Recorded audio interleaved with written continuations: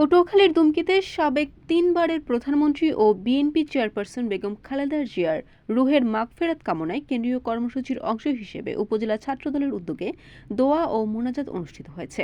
শুক্রবার সন্ধ্যা ৭টায় উপজেলা বিএনপির নির্বাচনী অফিসে ছাত্রদলের সদস্য সচিব সুমন শরীফের সভাপতিত্বে ও সরকারি জনতা কলেজ ছাত্রদলের সাবেক সদস্য সচিব সাইদ মৃধার সঞ্চালনায় অনুষ্ঠানে প্রধান অতিথি হিসেবে উপস্থিত ছিলেন দুমকি উপজেলা বিএনপির ভারপ্রাপ্ত সাবেক সাধারণ সম্পাদক জসিম উদ্দিন হাওলাদার।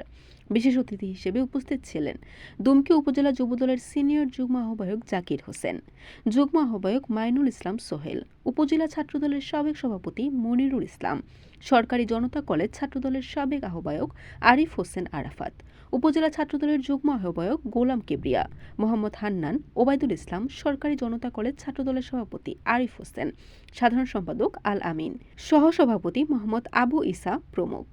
এ সময় উপজেলা বিএনপি ও বিভিন্ন ইউনিয়নের ছাত্রদলের নেতাকর্মীরা উপস্থিত ছিলেন। বরিশাল নিউজ।